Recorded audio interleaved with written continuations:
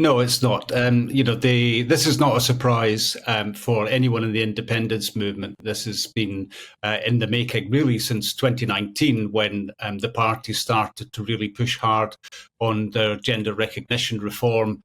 And over the last 9 years, they have really backpedaled on independence. And what this result communicates to the movement is that we need to decouple the cause of independence from the SNP. They're a damaged brand.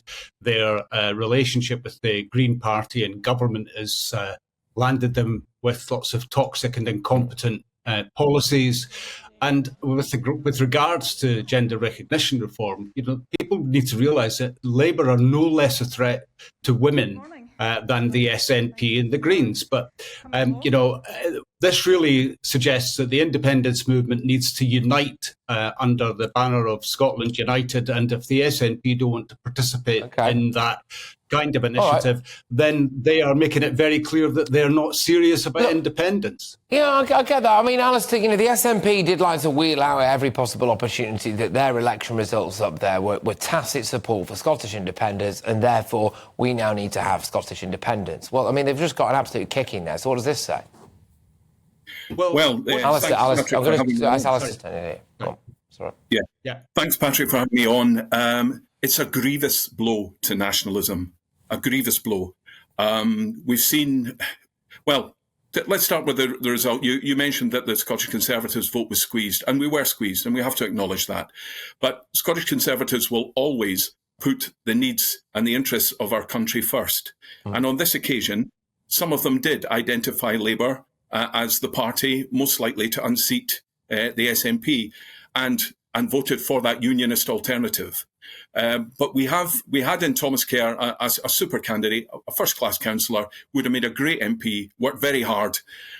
On this occasion, some of our vote did migrate to Labour in order to unseat the nationalist. And it's really not much of a surprise when nationalism is failing our country. The SNP is failing our country. The SNP can't run, in the words actually, I think, of Alex Salmond, the SNP are struggling to run a tap, let alone a country. So I really think that it's about time that perhaps Neale recognised that and maybe actually did something more useful with his time. All right, Neale.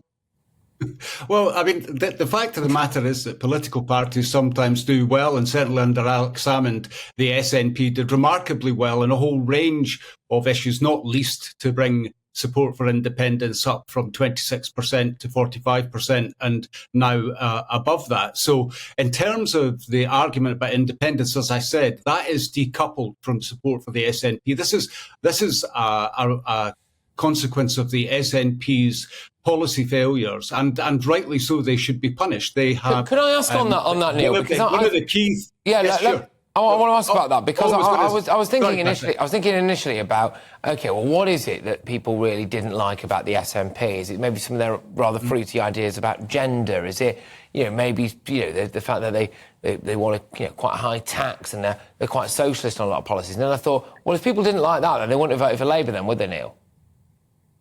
Well, it's quite a strange situation because we know that from anecdotal information that SNP activists and members voted for the Labour Party yesterday to send a message to Hanvey Youssef because since Sturgeon fell, precipitated by the events around the rapist Adam Graham, the party has continued to suffer decline, and all of the other scandals around the party are continuing to fuel the problems that they have. Now, if Hanvey Youssef wants to blame Margaret Ferrier, then he is looking in the wrong direction because the support for Margaret Ferrier was still quite high in the community. It wasn't an issue on the doorstep, from what I understand. And what the SNP need is new leadership from a fresh face, someone who is not at the top of the party, and somebody with a new vision.